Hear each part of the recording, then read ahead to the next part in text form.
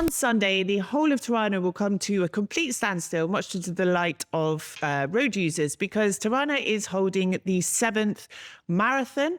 And it will consist of not just a full marathon, which is 42 kilometres, but a half marathon of 21 kilometres, a 10K race and a 5K fun run as well. There will be several thousand participants coming from all over Albania, the region, and even further afield.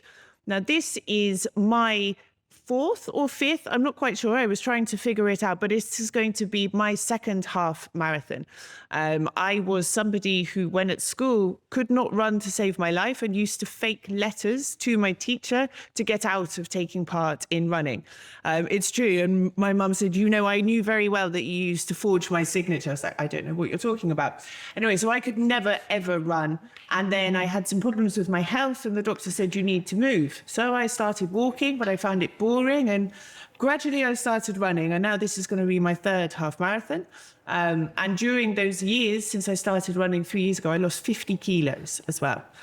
So I just wanted to say that because I'm quite proud of that. So I'm very excited to take part in the event on Sunday, because it's always an amazing experience to run with a big group of people. And I am running this year as a part of a team with Down Syndrome Albania. And we are running to raise money for a very valuable cause. And today we're going to talk a bit about the cause, the marathon, running in general. And I'm joined in the studio today by Rizata Chowshay, who's a journalist, an analyst, a researcher, an all-round genius in very many things. She's my friend, so... She's also a good friend of mine, so I have to disclose that as well.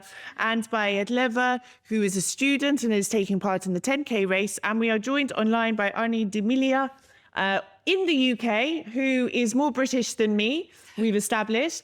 And he's coming all the way from the UK to Albania to take part in the race. So good afternoon to everybody and welcome to Inside Albania. Thank you for having us. Thank you for having us. Good afternoon.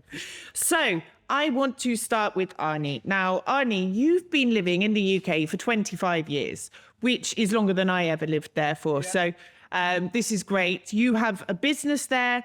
You have a family there. You have children in the UK. Why the UK? I mean, I never liked the country, hence why I'm in Albania. But what's life like in the UK, especially in the context, you know, last year we discussed between ourselves as well. There were issues with migration into the UK. There was some horrible rhetoric in the media about Albanians. What's life like in the UK for you? Alice, thank you for inviting me to your program. And hello, everyone over there. UK, a lot of people are, a lot of British probably, they do think that outside the UK things are better. It possibly could be for somebody else, but for me as a business owner, I found myself with great people around surrounding me, and I started growing myself from just an individual person to become an adult and to be successful in business, what I do right now.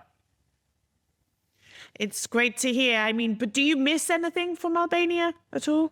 Or do you fully sort of integrated into the UK now? I would say I'm more English than Albanian. I miss sunshine. You know, people ask me, what do you miss from England? And I'm like, Indian food or like decent Thai food. And they're like, that's not English. And I'm like, this is why I left. The food is terrible. So you are taking part tomorrow on Sunday in the half marathon, if that's correct. And you are running again to support money for Down Syndrome Albania.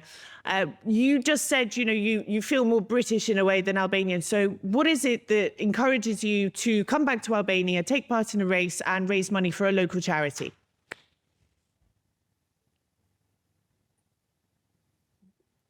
Right. Firstly, I'm going to surprise you guys. I'm going to do a 42.2 kilometer run, full marathon. And secondly, I do get involved in quite a lot of charities.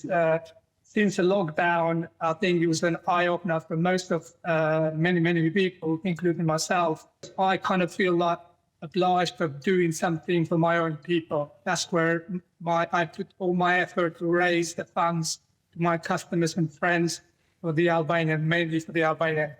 And I could actually proudly say today I've raised 4,130 euros for Down syndrome Albania. Well done.